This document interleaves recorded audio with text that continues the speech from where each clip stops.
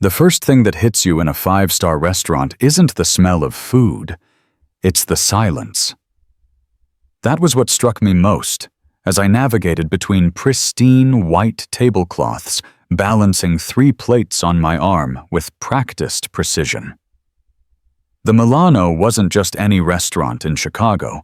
It was a cathedral of whispers, crystal tinkling against crystal, and the soft shuffle of $200 shoes against marble floors. Table 7 needs fresh bread, Marco hissed as I passed the service station, not bothering to look up from the reservation book. I nodded, though he wasn't watching. 6 months at the Milano had taught me invisibility was both my superpower and my curse. The customers looked through me, the management looked past me, and my fellow servers looked down on me. The girl with the community college degree filling in shifts while sending out resumes that never got responses.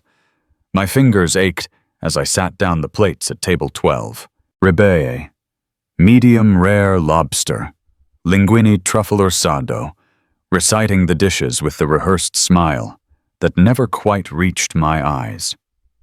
The businessman and his 2 companions barely acknowledged my existence, already deep in conversation about some merger. I didn't mind. Not tonight. Tonight, my mind was elsewhere. On the eviction notice taped to my apartment door that morning, on my mother's increasing medical bills, on the student loans I'd deferred twice already. The weight of it all pressed against my chest, making each breath feel like I was inhaling through a straw. When the front door opened at 9:47 p.m., I was folding napkins at the service bar, my back to the entrance. I wouldn't have noticed anything except for the strange way conversation died. Not gradually, but all at once, like someone had pressed a universal mute button. Marco's voice changed first. I'd never heard him speak that way. Soft, reverent, almost afraid. "Mr. Ritchie, welcome back. Your usual table is ready." I turned curious, despite my exhaustion, napkins still clutched in my hands. The man standing in the entrance wasn't what I expected. In my imagination, power looked like the men I served all day. Loud, expensively dressed, demanding attention. This man commanded it without asking, standing perfectly still as conversations resumed in nervous staccato around him. He wasn't tall, but something about his presence made him seem like he filled the entire doorway. His suit was dark, impeccably tailored, with no flashy accessories except for a single gold ring. His hair was salt and pepper, cut close on the sides, and his face, God, his face. It wasn't handsome in the conventional way, but striking olives skinned with eyes so dark they seemed to absorb light rather than reflect it. 2 men flanked him, both taller, both broader, both clearly security. One scanned the restaurant methodically, his gaze passing over me like I was another piece of furniture. The other murmured something into a nearly invisible earpiece. "This way, sir," Marco said, leading them to the corner table that always remained empty even on our busiest nights. I'd asked about it once, and Marco had just shaken his head. "Some tables aren't meant for everyone, Sophia." I returned to folding napkins, but my attention remained fixed on the corner, watching from the periphery of my vision as the man, Mr. Ritchie, sat with his back to the wall, facing the entrance. The 2 guards took positions nearby, not sitting, not eating, just watching Sophia. Marco materialized beside me, making me jump. "Table 8. I looked up confused. "That's Caroline's section, not tonight." His voice was tight. "Mr. Ritchie's table." "Caroline isn't appropriate." I wanted to ask what that meant, but Marco was already walking away, his shoulders tense. I smoothed my black apron, suddenly aware of how plain I looked in the standard uniform. White button-down, black slacks hair pulled back in a practical ponytail. My heart hammered against my ribs as I approached the table. Notepad clutched perhaps too tightly in my hand. Up close, Mr. Ritchie was even more intimidating. A scar ran along his jawline, thin and precise, like it had been drawn with a silver pen. His hands were unexpectedly elegant, resting on the table. No fidgeting, no unnecessary movement. I could feel the bodyguard's eyes on me, assessing, dismissing. "Good evening, sir." My voice came out steadier than I expected. "Welcome to the Milano. May I bring you something to drink?" He didn't look up immediately, finishing reading something on a sleek black phone that one of the guards had handed him. When he did raise his eyes to mine, I felt a physical jolt like touching a live wire. Scotch. His voice was quiet, with the faintest trace of an accent. "Neat." I nodded, turning to leave when he added, "Mall 30 year." Of course, the bottle that cost more than my monthly rent. I made my way to the bar, feeling oddly shaky. "Alan 30. Neat." I told Vincent, the bartender who'd been working at the Milano longer than anyone else. Vincent's eyebrows shot up. "Reaches back, huh?" He reached for a key beneath the counter, unlocking a special cabinet where the premium liquors were kept. "Watch yourself, Sophia. That table, it's complicated." "Who is he?" I whispered. Vincent just shook his head carefully, pouring the amber liquid into a crystal glass. "Someone you serve quickly and correctly. That's all you need to know." I carried the scotch back carefully, setting it down on a small napkin before Mr. Grigi. He didn't acknowledge me, deep in conversation with a new arrival. A nervous-looking man in an ill-fitting suit who hadn't been there when I left. I stepped back, uncertain if I should wait or leave, when I heard it rapid Italian being spoken by the nervous man, his hands gesturing emphatically. I froze. The nervous man's Italian was different from what I'd grown up hearing. Faster, harsher. But I understood enough. Shipment delayed, customs problems. Mr. Ritchie's response was low-controlled, but there was steel beneath the quiet words. The nervous man seemed to shrink with each syllable. I must have made some small sound of recognition, because suddenly 3 pairs of eyes locked onto me. The nervous man fell silent mid-sentence. One bodyguard shifted his weight subtly, his jacket opening just enough for me to glimpse what was holstered beneath. Mr. Ritchie's expression remained unchanged, but something in those dark eyes shifted like shutters closing. "That will be all," he said to me, a clear dismissal. I nodded and turned, but in my haste to retreat, my hip caught the edge of the neighboring table. The salt shaker wobbled, then tipped, spilling white crystals across the pristine tablecloth. In the heavy silence that followed, I heard my grandmother's voice in my head. Her old country superstitions about spilled salt bringing bad luck. Without thinking, I muttered, "Chess Fortuna," under my breath. I might as well have shouted it. Mr. Ritchie's head turned sharply toward me, those penetrating eyes widening fractionally. The nervous man looked between us, confusion evident on his sweating face. "Pari Italiano," Mr. Ricci asked, his voice still quiet, but edged with something new. Curiosity, perhaps. My throat went dry. 6 years of speaking Italian with my grandmother before she passed. The language of my childhood summers in her small apartment filled with the smell of simmering tomato sauce and freshly baked bread. "Si, signoro," I replied, my accent unpracticed but authentic. Just a little. Something shifted in the air between us. "Mr." Ricci studied me for a long moment, then nodded once as if confirming something to himself. "Your name?"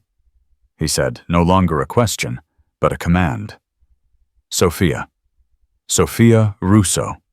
Recognition flickered in his eyes at my surname. Russo. From where my grandmother was from Naples, I answered, aware that every eye in our corner of the restaurant was fixed on this unexpected exchange. Mr. Ritchie's lips curved slightly, not quite a smile, but something that transformed his severe features momentarily. He lifted his glass in a small gesture that might have been a toast. "Napoli," he said almost to himself. The city of sirens. The way he looked at me then made my skin prickle. Not with fear, though. Perhaps it should have been, but with a strange awareness like he was truly seeing me when no one else in this restaurant ever had. The nervous man cleared his throat, clearly anxious to resume their conversation. Mr. Ricci's expression hardened again, the brief connection severed. "We'll need the menu shortly," he told me, his tone making it clear I was dismissed. I nodded and retreated, my heart pounding so loudly I was certain everyone could hear it. As I pushed through the swinging doors into the kitchen, I leaned against the wall, trying to process what had just happened. "You okay?" asked Louise, one of the line cooks, eyeing me with concern. "Fine," I lied, straightening my apron with trembling hands. "Just a difficult customer." The rest of my shift passed in a blur. Mr. Ricci ordered the off-menu V that only Vincent knew how to prepare properly. He drank 2 more glasses of the expensive scotch. The nervous man left after 30 minutes, looking considerably more nervous than when he'd arrived. Mr. Ricci didn't speak Italian to me again, but I felt his eyes following me whenever I approached his table. It wasn't the way men sometimes looked at me, assessing, appreciative, occasionally crude. This was different, clinical evaluating. By the time he requested the check, the restaurant had emptied of other diners. Marco hovered anxiously near the bar, watching, as I presented the leather folio with the bill tucked inside. Mr. Ricci didn't even open it. He simply slid a black credit card into the folio and handed it back to me, his fingers brushing against mine with deliberate precision. "Grazie Sofia Russo, from Napoli," he said, his voice low enough that only I could hear. I processed his payment with shaking hands. The tip was more money than I made in 2 weeks. When I returned with his receipt, he was already standing adjusting his cuffs as one bodyguard held his coat. The restaurant felt different with him preparing to leave, like air returning to a vacuum.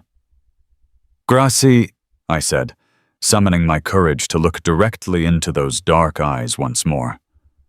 "Buonanotte." Something that might have been approval flickered across his face. "You close at 11, he asked, though it was clear he already knew the answer. I nodded. "You shouldn't walk home alone at that hour." It wasn't a question nor exactly a statement of concern, more like an observation of fact. "I take the bus," I said, unsure why I was offering this information. Mr. Ricci nodded once decisively, and then he was gone. Clear's throat, his guards moving in perfect synchronization around him as they exited the restaurant. The atmosphere changed immediately, conversation resuming, staff visibly relaxing. Marco appeared beside me, eyes wide.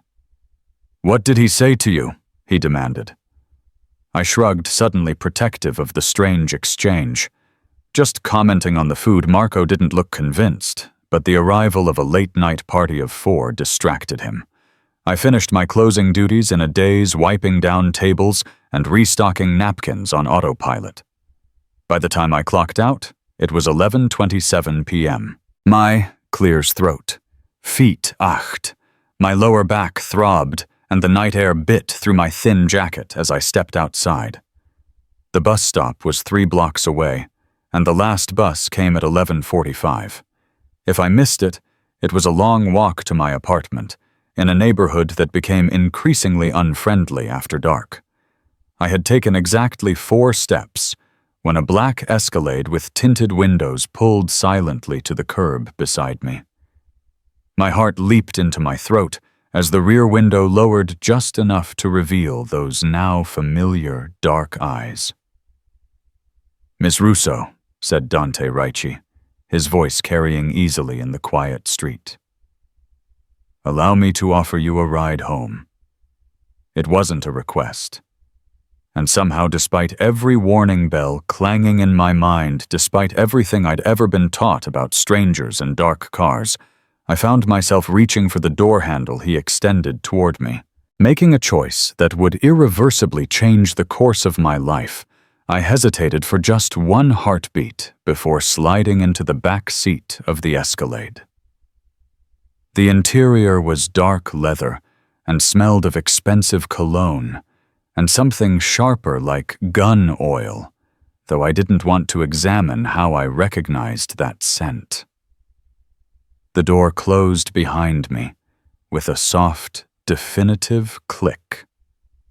Mr. Ritchie sat across from me, the space between us both too small and impossibly vast. Up close in this confined space, he seemed larger somehow, his presence filling the vehicle despite his average height. One bodyguard sat in front next to the driver, his broad shoulders visible through the partition.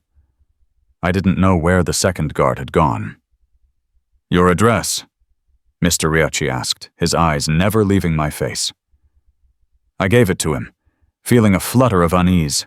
My apartment was in a run-down building in a neighborhood that would make his expensive shoes look dangerously out of place. The driver nodded once and pulled smoothly into traffic without a word. "Thank you," I said, breaking the silence that threatened to suffocate me. "For the ride." Mr. Ritchie made a dismissive gesture with one hand. Chicago isn't safe for a woman alone at night. The irony of feeling unsafe in the city streets but voluntarily entering a car with a man who made hardened restaurant managers nervous wasn't lost on me.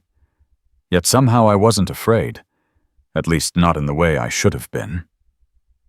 "How long have you worked at the Milano?" he asked, his tone conversational, but his eyes sharp, missing nothing. "6 months." I answered, wondering if small talk with someone like him followed normal rules. Before that, I was at Benelli's downtown. And before Chicago, I blinked, surprised by the question. I grew up in Cleveland. My mother moved us there from New York when I was 10 after my father died. Something flickered in his expression at the mention of my father gone so quickly I might have imagined it. "And your grandmother, the one from Naples, she lived with us until she passed 3 years ago," I said, a familiar pang of loss tightening my chest. "She's the one who taught me Italian." Mr. Ritchie nodded as if confirming something to himself. "Your accent is authentic. Untrained, but authentic. Coming from him, it felt like a compliment," I found myself adding. "She never fully adapted to America. Spoke Italian at home until the end. Some things shouldn't be adapted," he replied. His voice softer now, almost reflective. "Some traditions are worth preserving." The car turned onto my street, lined with dilapidated apartment buildings and closed storefronts with security grates pulled down. Embarrassment heated my cheeks as we pulled up in front of my building. Paint-peeling security door propped open with a brick because the lock had been broken for months.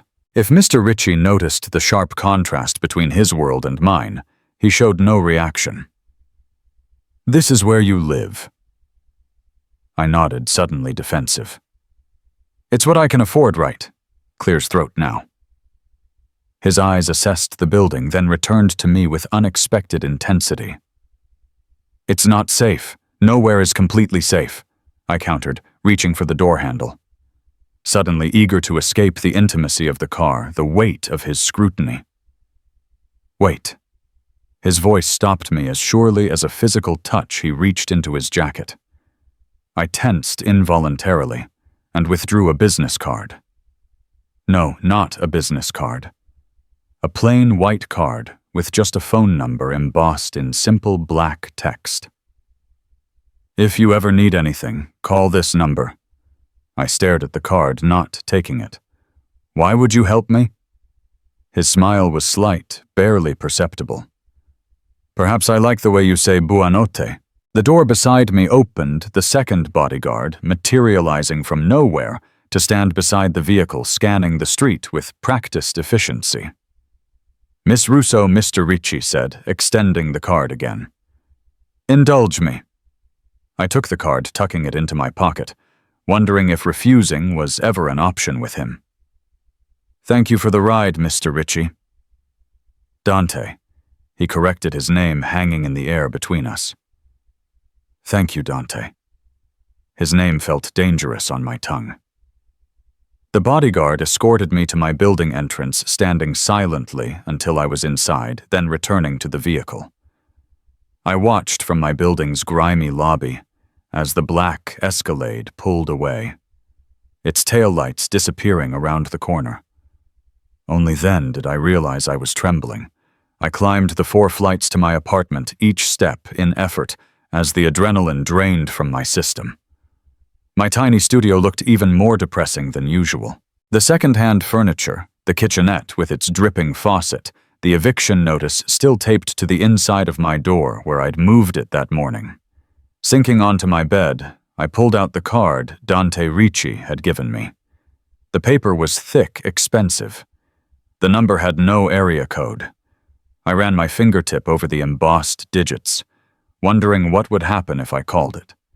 I placed the card on my nightstand and tried to push thoughts of dark eyes and dangerous smiles from my mind. I managed 3 hours of fitful sleep before my alarm jarred me awake. My morning routine was mechanical. Shower, coffee, review job listings, find nothing suitable, repeat. My shift at the Milano didn't start until 4:00, leaving the day stretching empty before me. I was halfway through my second cup of coffee when someone knocked on my door. 3 sharp raps that made me freeze. No one visited me ever. The landlord always called first. Approaching cautiously, I peered through the peephole to see a man in a dark suit standing in my hallway. Not one of the bodyguards from last night, but cut from the same cloth.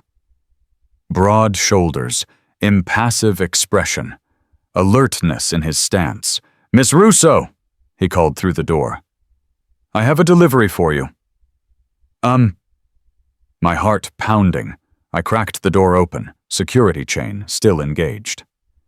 "Yes, Mr. Ricci sends this," he said, holding up a small gift bag made of heavy black paper. "And this," he extended a cream-colored envelope. My hand trembled slightly as I unlatched the chain and accepted both items. "Thank you." The man nodded once and turned to leave without another word.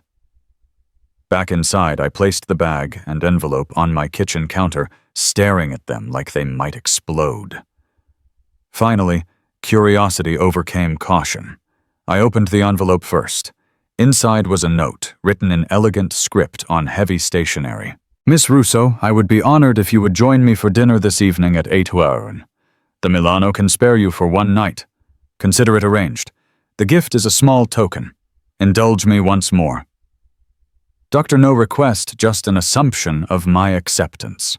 I should have been offended, but instead found myself oddly thrilled, a sensation I immediately tried to suppress. The gift bag contained a small box from a jewelry store whose name I recognized from Michigan Avenue's high-end shopping district. Inside, nestled on black velvet, lay a delicate gold pendant on a fine chain, a tiny, perfect cornetto, the horn-shaped Italian good luck charm my grandmother had worn until the day she died. My breath caught. How could he possibly have known? Before I could process this, my phone rang. The ancient landline that came with the apartment because the building's thick walls made cell reception spotty. "Hello?" I answered cautiously. "Miss Russo!" Dante Ricci's voice was unmistakable even through the crackling connection. "Did you receive my invitation?" "Yes." I managed the pendant clutched in my palm. "How did you know about the cornetto?" A pause. "Intian," he said finally. "Was I correct? My grandmother wore one just like this. Then it was meant to be." He said as if it were that simple. "A car will collect you at 7:30 this evening." I should have said no. Should have made an excuse. Should have questioned how he knew my phone number. How he'd arranged for me to have the night off from work. How he knew about a pendant that connected to my most personal memories. Instead, I heard myself say, "I'll be ready." "Excellent," he replied, and I could hear the satisfaction in his voice. "Until tonight, Sophia." The line went dead, and I stood in my kitchen pendant in one hand, phone in the other, wondering what I'd just agreed to. The rest of the day passed in a haze of anticipation and anxiety. Clears throat. I called the Milano, and sure enough, Marco informed me that my shift had been covered, his voice tight with unasked questions. I spent far too long deciding what to wear, finally settling on the only truly nice dress I owned, a simple black wrap dress I'd bought for job interviews. At precisely 7:30, my building's broken intercom buzzed. From my window, I saw the same black Escalade waiting at the curb. For one moment, I considered not going downstairs, but the pendant around my neck felt warm against my skin, and curiosity burned hotter than caution. The same driver from last night held the door open as I approached. This time the back seat was empty, except for a small bouquet of dark red roses lying on the leather.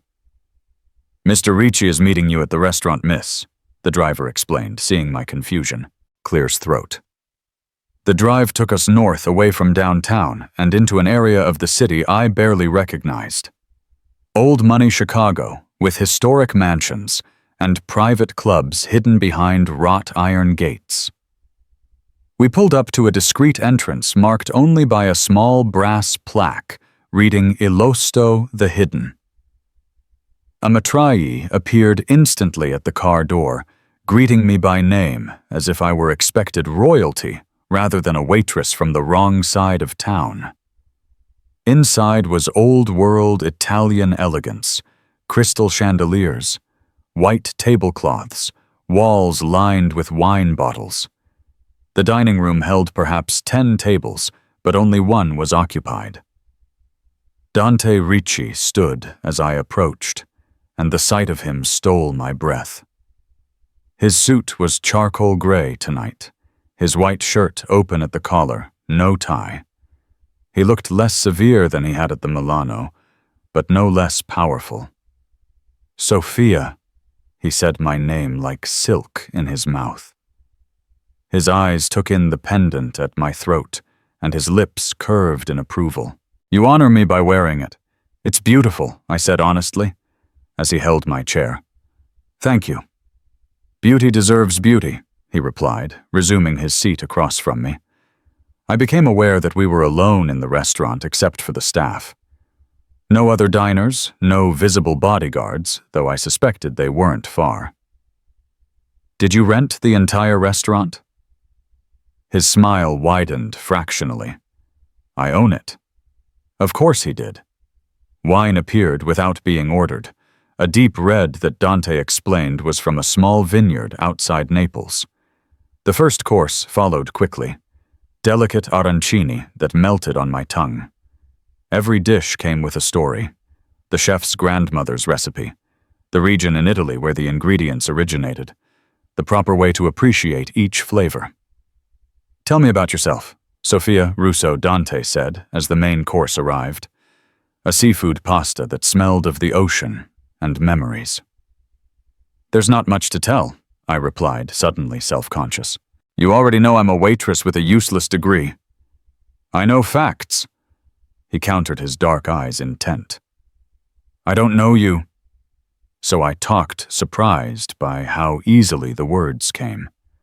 I told him about growing up in Cleveland, about my mother working double shifts as a nurse, about my grandmother's tiny apartment filled with a sense of cooking and the sounds of Italian opera, about my dreams of becoming a translator before reality, intervened about my father's death when I was young, a car accident that left only fragmented memories of a man with a quick laugh and gentle hands. Dante listened with unexpected intensity, asking questions that suggested he was genuinely interested in my painfully ordinary life. And now he asked, refilling my wine glass without asking, "What does Sophia Russo want now?" The question caught me off guard. What did I want? Security, stability, an apartment without an eviction notice on the door. "To not be invisible," I said finally, the wine loosening my tongue. "To not be disposable." Something flickered in his eyes. Recognition. Perhaps, clears throat, you are neither of those things, says the man who noticed the invisible waitress. I replied, with a small smile. I noticed a woman who held herself with dignity in a place designed to strip it away. He corrected. A woman who speaks the language of my home with respect and authenticity.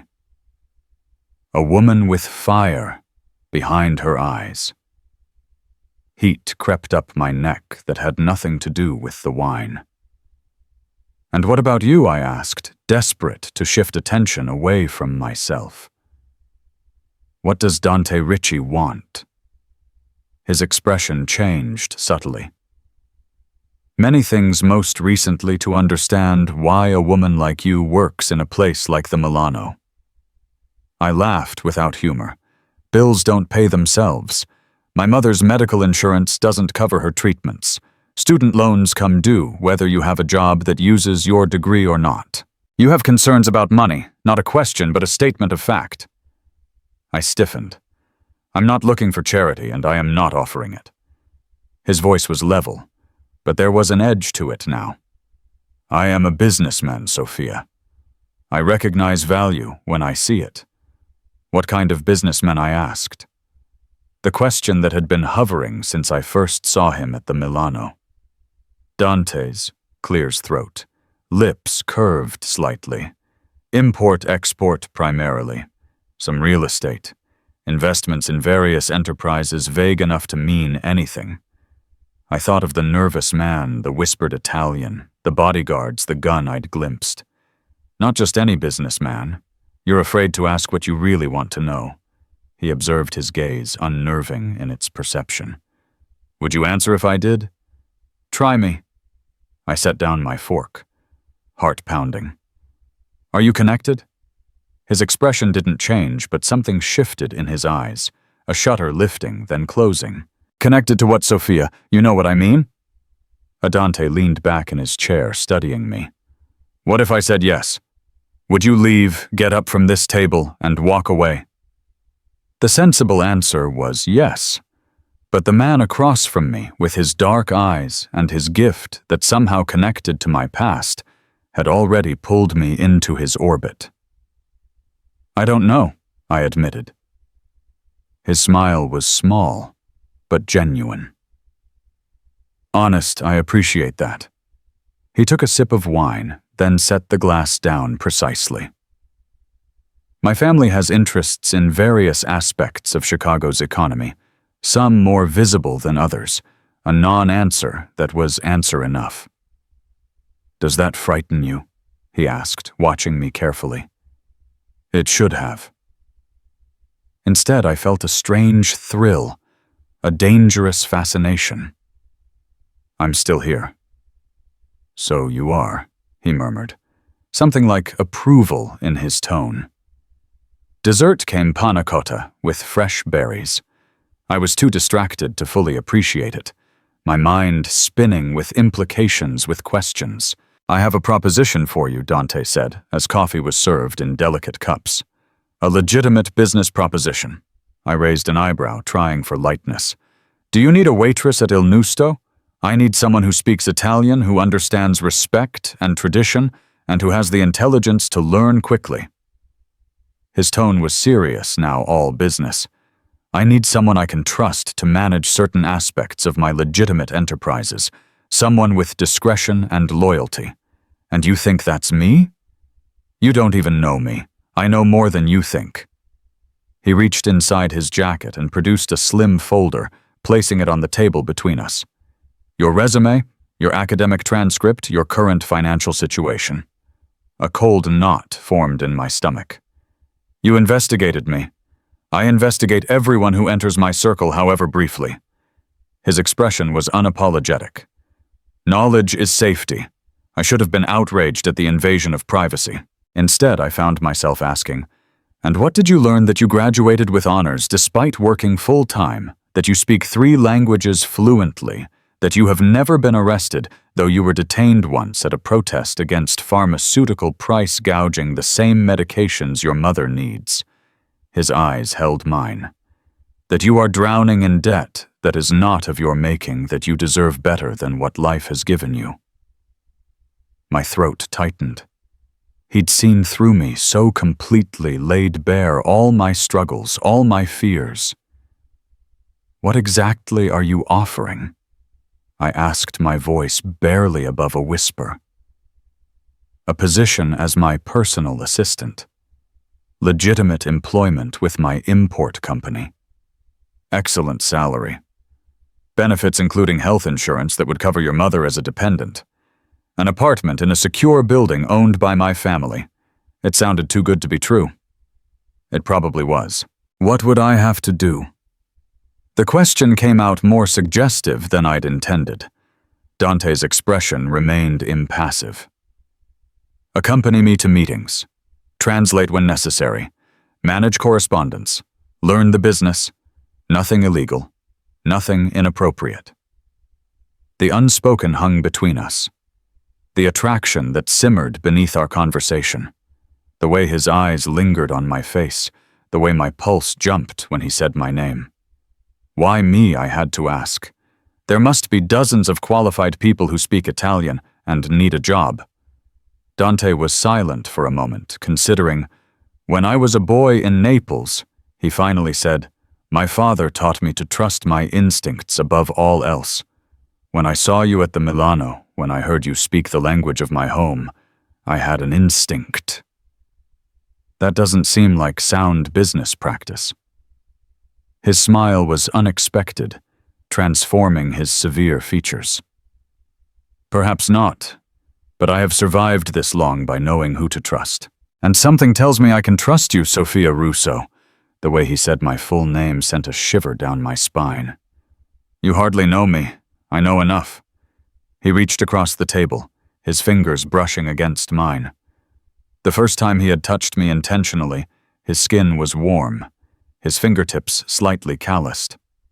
Consider it. Take tonight to think. I'll send a car tomorrow for your answer.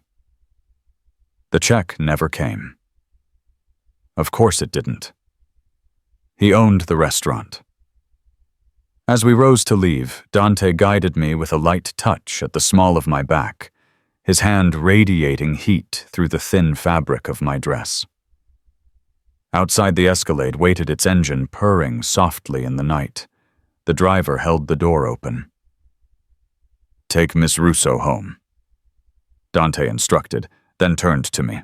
Unless you'd prefer to continue our conversation elsewhere, the invitation was clear tempting in ways I didn't want to examine too closely. But despite the wine, despite the offer that could solve all my financial problems, I retained enough sense to know rushing would be a mistake. I should go home, I said. I need to think about your offer. Was that respect in his eyes? Approval, of course. Until tomorrow, then. Clear's throat. He took my hand, raising it to his lips, in an old-world gesture that shouldn't have affected me as much as it did. His lips were warm against my skin, lingering just a moment longer than propriety dictated.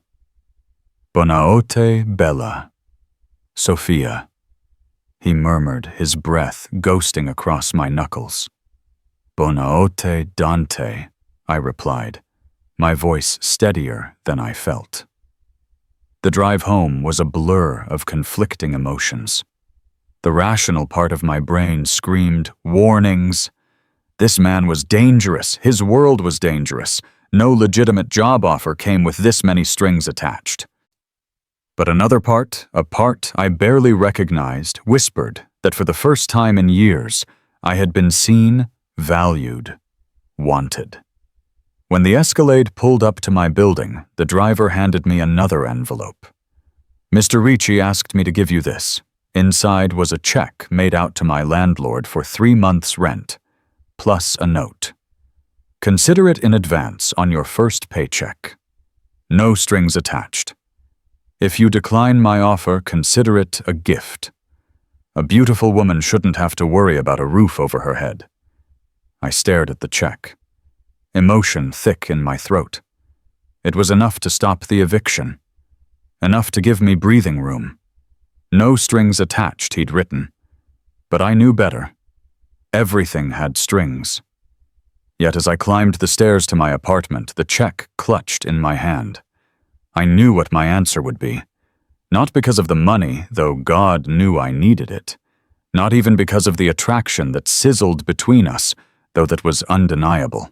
It was because when Dante Ricci looked at me, he saw more than just a waitress. He saw possibility. He saw worth. He saw me.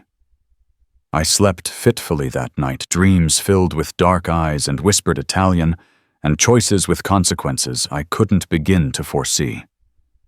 When morning came, I rose early, wrote a check to my landlord, and began packing a small bag. Not everything just enough for a few days, just in case. At precisely 9:00, my phone rang. "Good morning, Sophia." Dante's voice was as smooth as aged whiskey, even through the crackly connection. "Did you sleep well?" "Well enough," I lied. "Thank you for the check." "You didn't have to do that." I wanted to a pause. "Have you considered my offer?" I took a deep breath, knowing I was about to step off a precipice. "Yes, I accept." His satisfaction was almost palpable through the phone. "Excellent. A car will come for you in 1 hour. Pack whatever you need for a few days. The rest can be arranged later." No discussion of terms of expectations, just the assumption that I would follow his lead. "Dante," I said before he could hang up, "I need to know what I'm getting into." His laugh was soft, knowing. "No, Sophia. You really don't." The black Escalade arrived exactly 1 hour later. I stood on the curb with my small suitcase heart hammering against my ribs. The same silent driver took my bag, holding the door open without meeting my eyes. I expected to see Dante inside, but the back seat was empty. "Where are we going?" I asked as we pulled away from my apartment building. "Mr. Ricci's residence, miss." The driver replied his first words to me since I'd met him. "He's in meetings this morning, but asked that you get settled." Anxiety fluttered in my stomach. Settled where exactly? The guest apartment in Mr. Ricci's building. Of course, he owned an entire building. I watched the city transform outside my window, moving from my run-down neighborhood through downtown, then north into the Gold Coast, Chicago's wealthiest enclave. We finally stopped before a sleek high-rise overlooking Lake Michigan, its glass facade reflecting the morning sun like a mirror. A uniformed doorman approached immediately, opening my door with practiced deference. "Miss Russo, welcome to the Adler. Mr. Ricci is expecting you." I followed him through a marble lobby adorned with tasteful modern art, past a security desk, where 2 men in suits nodded in recognition, and into a private elevator that required a key card to operate. The doorman pressed the button for the 32nd floor, the second highest. "Mr. Ricci occupies the penthouse and 3 guest residences on this floor," he explained as we ascended. "You'll be in apartment 32B. If you need anything at all, dial 0 on any house phone." The elevator opened directly into a hallway with only 4 doors. The doorman led me to 32B, swiping a key card and then handing it to me. "Your key, Miss Russo. Mr. Ricci had this prepared for you." The apartment that awaited me stole my breath. Florida-ceiling windows framed a panoramic view of Lake Michigan, its blue waters stretching endlessly toward the horizon. The space was decorated in creams and soft grays, minimalist but luxurious. Plush rugs over hardwood floors, a white leather sofa facing a fireplace, a dining table of polished walnut. "Your luggage will be up shortly," the doorman said, backing toward the door. "Mr. Ricci left instructions for you on the counter." When he was gone, I stood frozen in the center of the living room, overwhelmed. This single apartment was larger, clear's throat, than my entire building's floor. Just the sofa probably cost more than everything I owned. On the kitchen counter, all gleaming marble and stainless steel, lay a cream envelope, with my name written in that now familiar, elegant script. Inside was a note and a small silver key. "Sophia, welcome to your new home, for as long as you wish to stay. Apartment 32B is yours. The lease has been transferred to your name, though the building management will continue to handle all expenses. Inside the master bedroom closet, you'll find some essentials to help you settle in. If they aren't to your taste, we can arrange alternatives. This key opens my private elevator should you wish to visit the penthouse. I'll return around 7 p.m., clears throat. Feel free to explore the building. The gym, spa, and pool are at your disposal. Franco at the security desk can answer any questions, Dante." The master bedroom held a king-sized bed with a sea of pillows and a duvet that looked like a cloud. But it was the closet that left me speechless. A walk-in larger than my entire former apartment, and it was filled with clothes, women's clothes in my size. Dresses, pants, blouses, shoes, dozens of them still with tags from boutiques I'd never dared enter.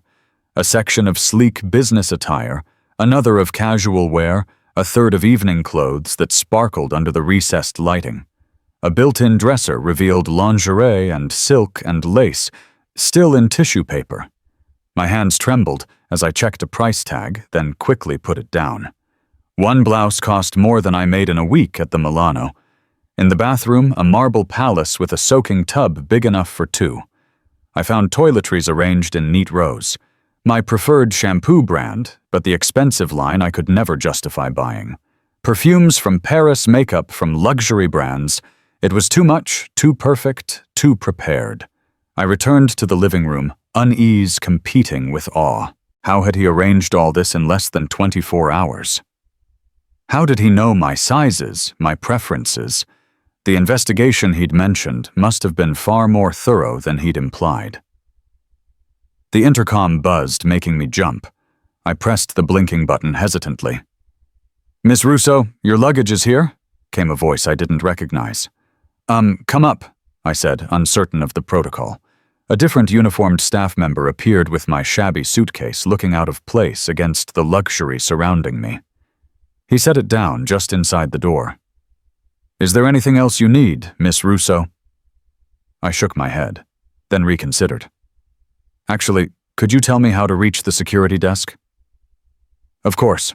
Dial 0 on any house phone." He gestured to a sleek, cordless phone on a side table. Once he'd gone, I did just that. "Security," answered a gruff voice. "This is Sophia Russo in 32B, I said, trying to sound like I belonged here. "Could I speak with Franco, please?" "This is Franco, Miss Russo.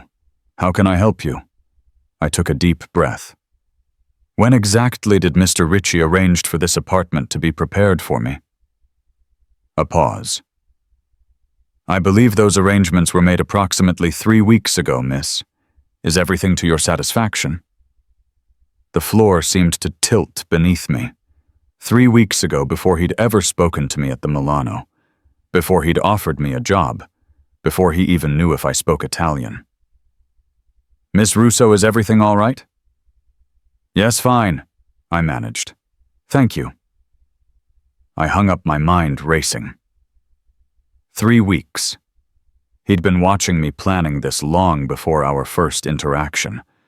The coincidence at the restaurant hadn't been coincidence at all. My phone rang. My cell, this time not the house phone. An unknown number. "Hello," I answered cautiously. "Miss Russo." Not Dante's voice, but one I vaguely recognized. One of his guards, perhaps. "Mr. Ricci asked me to check that you've arrived safely." "I'm here," I said, anger beginning to simmer beneath my confusion. "Tell Mr. Ricci I'd like to speak with him." "He's in meetings until this evening," the voice replied. "But I'll relay your message." "Do that," I snapped, hanging up. I paced the beautiful apartment, feeling trapped despite the space, despite the stunning view. I had walked into this with my eyes open, but I hadn't realized just how calculated it all was. How could he have known 3 weeks ago that I would agree to any of this? As the hours passed, my anger cooled, replaced by determination. I needed answers, and I wasn't going to wait until 700 p.m. to get them. The silver key he'd left me burned in my palm. His private elevator, an invitation or a test. I showered, washing away the grime of my old apartment, the lingering scent of restaurant grease that seemed embedded in my skin after months at the Milano. I dressed in clothes from the closet, simple black pants, and a cream silk blouse that probably cost more than my monthly rent. I left the tags on, uncertain if I would stay once I had answers. The private elevator was hidden behind an unassuming door at the end of the hallway, marked only with a small P. My key slid perfectly into the lock. The elevator itself was paneled in dark wood with a single button. My heart pounded as I ascended to the penthouse. The doors opened silently onto a foyer of Italian marble, lit by a crystal chandelier that cast rainbow prisms across the walls. Beyond stretched a living space 3 times the size of my new apartment, decorated in masculine tones of charcoal and navy, with accents of rich wood and brass. I had expected more security, but the penthouse appeared empty. "Hello?" I called, my voice sounding small in the cavernous space. No response. I moved deeper into the apartment, taking in the details. Bookshelves filled with leather-bound volumes, a grand piano by windows that offered a 180-degree view of the city. Artwork that looked like museum pieces hanging on the walls, a side table held framed photographs, the only personal touch in the otherwise showroom-perfect space. I approached, cautiously drawn by curiosity. The largest photo showed a much younger Dante, standing beside an older man with the same penetrating eyes, both in impeccable suits, the Naples coastline visible behind them. Another showed Dante as a child, perhaps 8 or 9, serious, even then, standing between the same older man and a beautiful woman with sad eyes. My father, my mother. I whirled around, heart leaping into my throat. Dante stood in the doorway to what appeared to be a study. Jacket off sleeves, rolled up a glass of amber liquid in one hand. He didn't look surprised to see me. "You knew I'd come up," I said. "Not a question." His smile was slight. "I hoped you would. You've been planning this for 3 weeks," I said, cutting to the chase. "Before you ever spoke to me." Dante crossed to a bar cart, setting down his glass. "Would you like a drink? I think this conversation calls for one. I want answers, not alcohol." He nodded, unsurprised by my directness. "Yes, I've been aware of you for 3 weeks, since you started speaking Italian to an elderly customer at the Milano, a man who happens to be my godfather's brother." I remembered the old man, one of the few customers who had treated me with genuine warmth, who had been delighted when I recognized his Sicilian dialect. "He mentioned you to me," Dante continued. "A beautiful young waitress who spoke his mother tongue with respect, who reminded him of the old country." I was intrigued. "So you had me investigated." My voice was flat. "I had you observed." He corrected. "Your background check came later when I decided to approach you." "Why?" "What could you possibly want with a waitress with student debt and an eviction notice?" Dante studied me for a long moment, his dark eyes unreadable. "Do you believe in fate?" "Sophia."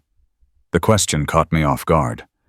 "I believe in coincidences that people like to call fate, then call it coincidence that the woman my godfather's brother described shared a surname with a family my father once knew in Naples, that she had a grandmother from my home city, that she speaks my mother tongue in a city where few truly understand it." He took a step closer. "Coincidence that she carries herself with pride despite circumstances that would break lesser women." His intensity was unnerving, magnetic. "So, you arranged to meet me. You set the whole thing up. I arranged to observe you myself." He clarified the conversation in Italian. "Your response, those were genuine. I needed to know if you were who I thought you might be." "And who is that exactly?" Dante moved to the bar cart, pouring 2 glasses of scotch despite my earlier refusal. He handed one to me, his fingers brushing mine deliberately. "Someone worth knowing," he said simply. "Someone genuine in a world of fakery. Someone who might understand the value of traditions of family of loyalty." I accepted the glass but didn't drink. The apartment, the clothes, the job offer. "What do you really want from me, Dante?" His gaze was steady, unflinching. Exactly what I said. A personal assistant who speaks my language, who understands discretion, who can learn my business. That's not all. A hint of smile touched his lips. No, not all. The tension between us was palpable, electric. He was close enough that I could smell his cologne, see the faint scar along his jawline. "I won't be your mistress," I said bluntly. His eyes darkened, but not with anger. "I would never insult you with such an arrangement." Then what Dante set his glass down, then gently took mine, and placed it aside his. "I want to know you, Sophia Russo. I want to earn your trust. I want to see if what I sensed that first night was real." His voice dropped lower. "And yes, I want you. But I am a patient man. Some things are worth waiting for." My breath caught in my throat. The intensity of his gaze, the heat radiating from his body so close to mine, it was intoxicating, dangerous. "And if I walk away now?" I asked, needing to know I still had a choice. "The apartment remains yours. The job offer stands. I meant what I said. No strings attached." He reached up one finger, tracing the delicate gold cornetto at my throat. "But I don't think you want to walk away." He was right. And that terrified me more than anything else. The sound of my phone ringing shattered the moment. I stepped back from Dante, my pulse racing as if I'd been running. The caller ID showed my mother's number. "I should take this," I said, my voice unsteady. Dante nodded, retrieving our glasses and handing mine back. "Of course. Use the terrace if you'd like privacy." He gestured to glass doors leading to what looked like a rooftop garden. I slipped outside, the evening air cool against my flushed skin. "Mom, is everything okay, Sophia, honey?" My mother's voice was thick with emotion. "I just got a call from the hospital. They said all my outstanding bills have been paid and that my treatment has been approved under some new insurance plan. How did you? My legs went weak. I sank onto a nearby stone bench, staring through the glass doors at Dante, who stood with his back to me, gazing out at the city below. "It's complicated, Mom," I said, watching him. "I've gotten a new job with benefits." "What kind of job pays hospital bills on the first day?" "A very good question. I'll explain everything soon, I promise. Are you feeling okay? Did they say when the new treatment could start?" "Next week," she said, her voice brightening with hope I hadn't heard in months. "The doctor said it might actually work this time, Sophie." Tears pricked my eyes. My mother had been fighting cancer for 3 years, each treatment working less effectively than the last. This new experimental protocol had been our best hope, but the insurance had repeatedly denied coverage. "That's wonderful, Mom. I'll visit soon." "Okay, I love you. I love you too, honey.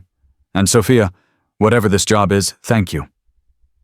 I hung up, wiping tears from my cheeks before turning back to the penthouse. Dante stood in the doorway watching me with those perceptive, dark eyes.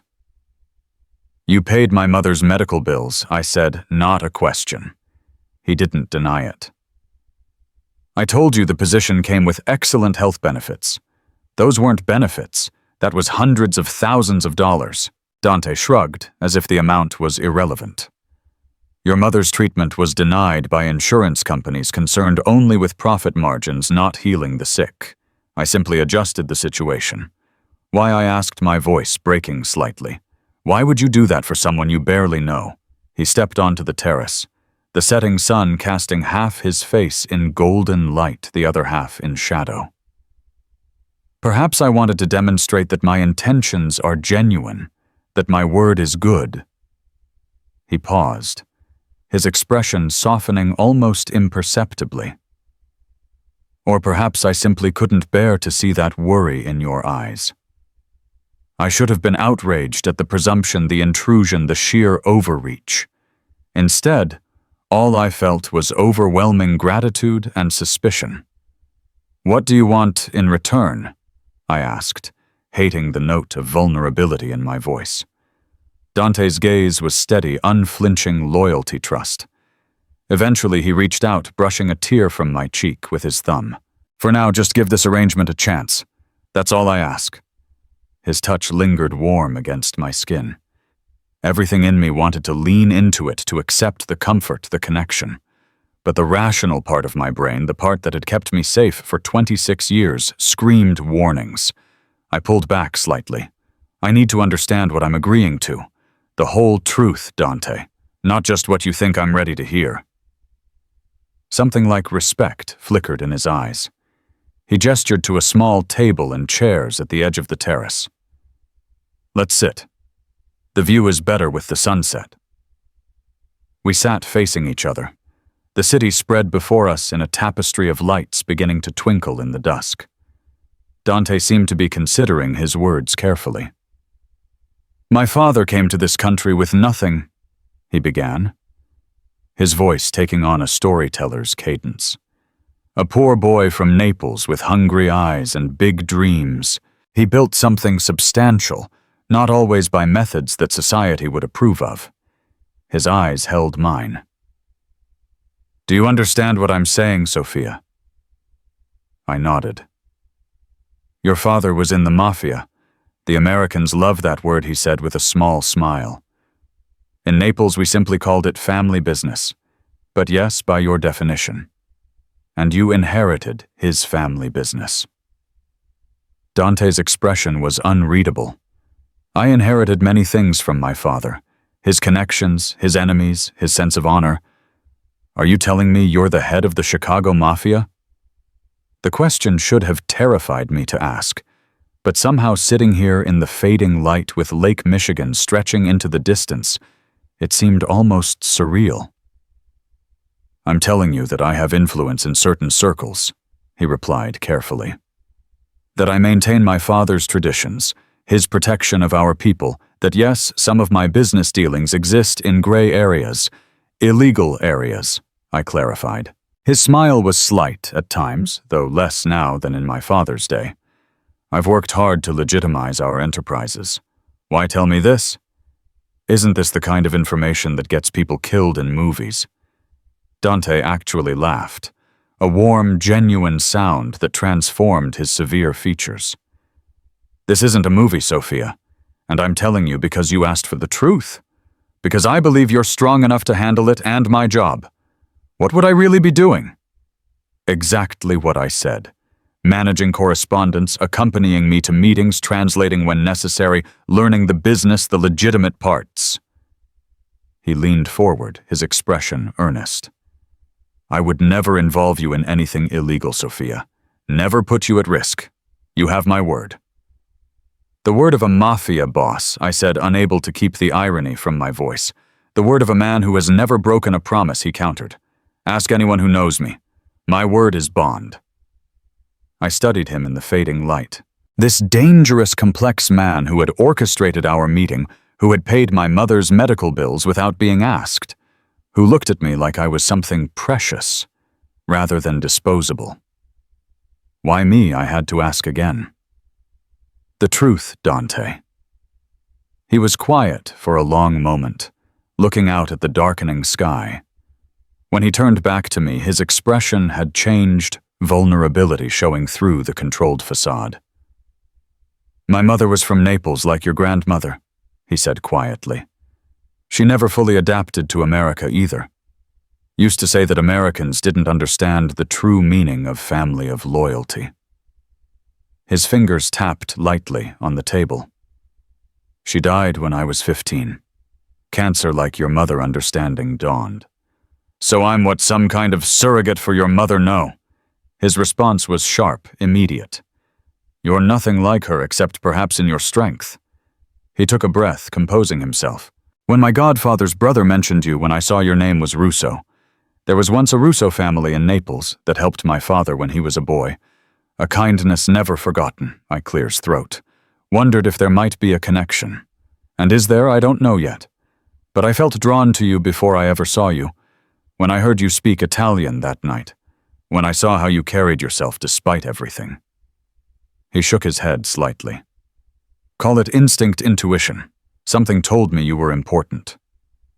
The raw honesty in his voice touched something deep inside me.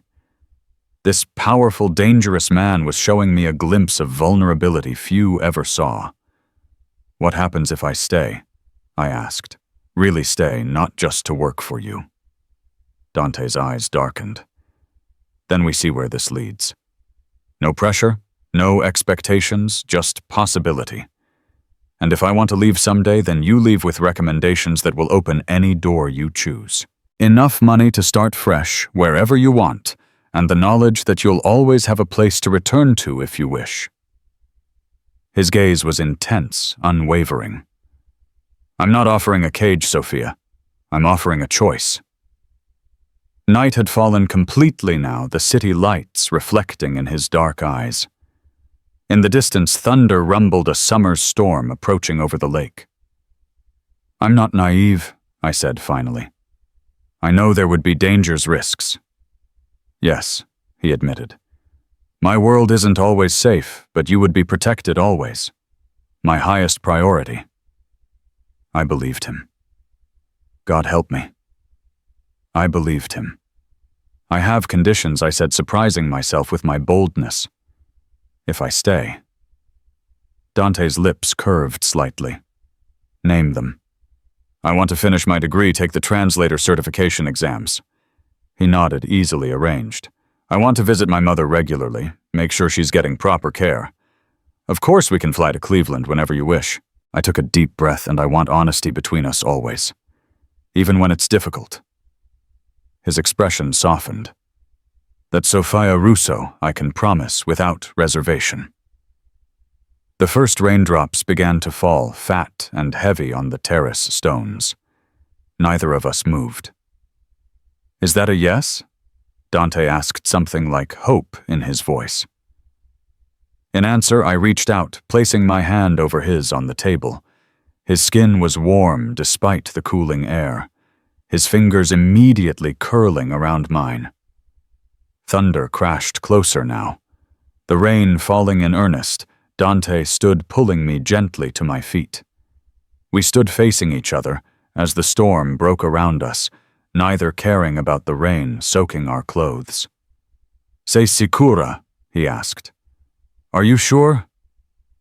In response, I stepped closer, eliminating the space between us. Si sonura. His hands came up to frame my face, thumbs brushing my cheekbones with unexpected tenderness. His eyes searched mine for a moment, giving me one last chance to retreat. I didn't. When his lips met mine, it was gentle at first, a question, an offering. Then something broke open between us, the restraint of the past days, shattering like glass. His arms encircled me, pulling me against him, as the kiss deepened, became hungry, demanding. My hands slid up his chest, feeling the solid strength beneath expensive fabric. One palm coming to rest over his heart, feeling its rapid beat match my own. The rain poured down, plastering my hair to my face, running in rivulets between us. But neither of us cared. There was only this moment, this connection, that had been building since he first heard me speak his mother tongue. When we finally broke apart, both breathless Dante rested his forehead against mine. Lame bella Sophia, he murmured, his voice rough with emotion. Do you know how long I've wanted to do that? 3 weeks? I teased, my own voice unsteady. His laugh was warm against my skin.